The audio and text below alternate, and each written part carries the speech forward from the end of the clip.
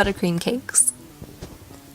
The very first cake is a naked cake, so I've taken some chocolate cake. Here I've got the recipe in the description box below, and I'm leveling it off. Now to level it off, I score a line around the whole cake so that I know where to cut. It's a really great guide. And as I'm cutting through, I saw my knife through the cake as I rotate my turntable, and this creates very even layers. Add a little bit of buttercream to your cake board, and that'll secure your cake on top.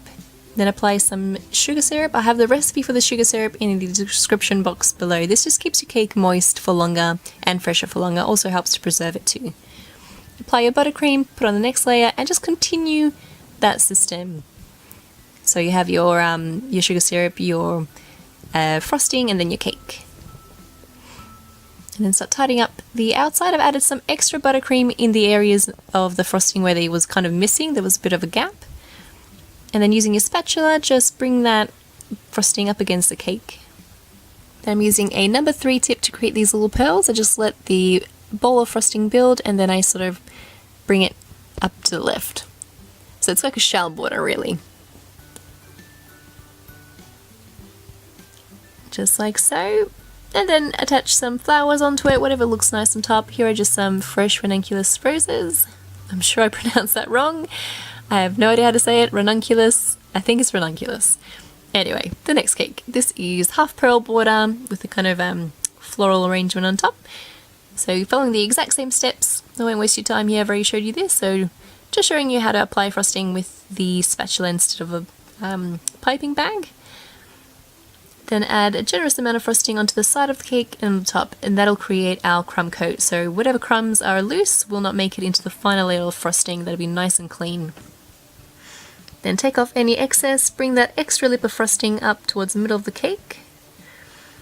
And then I pop that into the freezer for about 15 minutes. After 15 minutes, I apply my final layer of buttercream. So I add a stack load of it at the very top, level it off, and then add a generous amount to the sides, and then scrape off all the excess. Now here I managed to scrape off a little bit more than I intended, so I put this back into the freezer and then applied a second layer of buttercream. So I tidied up the top with my spatula once I was happy with the smoothness of my sides. Then into the freezer it goes for another 10 minutes, and then I apply my last layer of buttercream, and this will hide that cake that was showing through before. So following the exact same steps, add a generous amount on the sides, and then scrape away until you have a nice smooth kind of side of the cake. Then bring that excess to the center and level off your cake. So I went through it one more time, a little bit OCD like that. I like my smooth cakes. And then to pipe the border I'm using a number 10 tip, and using the same shell sort of method. So pipe a ball, relieve the pressure, and start bringing it to the side to close off that little pearl. And then to make the lighter shade of buttercream, I emptied out the contents of my piping bag, added a little bit more of the normal coloured frosting to lighten it up, and then continued that process. So each time it became lighter and lighter until I had just the regular coloured buttercream for the top. Then to make the flowers, I've got a flower nail here, adding some non-stick baking paper and using a 101 tip, creating 5 petals. So I'll rotate the flower nail as I pipe out, kind of going in like an arch motion with my tip. Place that onto a plate and put that into the freezer for a good 10 minutes so it firms up, 10 to 15 minutes. Then arrange them on your cake however you like. I kind of did half the cake in a moon sort of shape. Then using a number 3 tip, going in again with some little balls and making little buds really.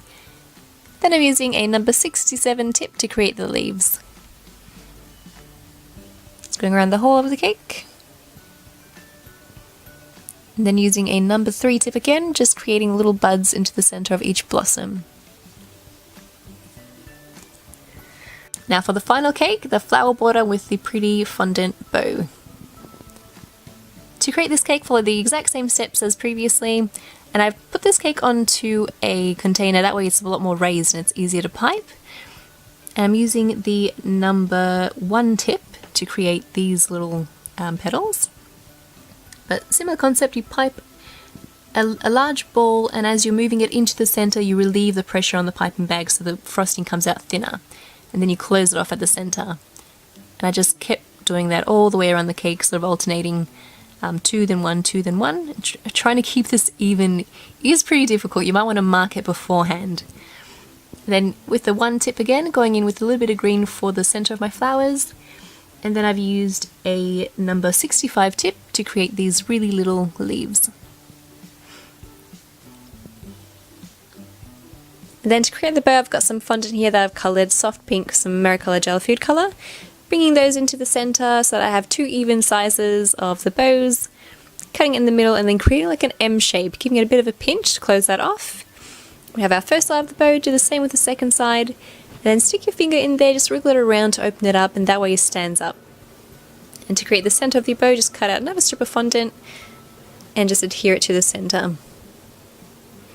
And let that dry for about 15 minutes or so, and that way it's a bit stiff and you can handle it and you can put it onto the cake.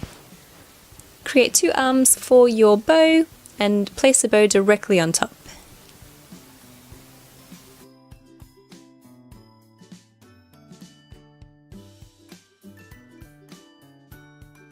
And there's 3 very easy ways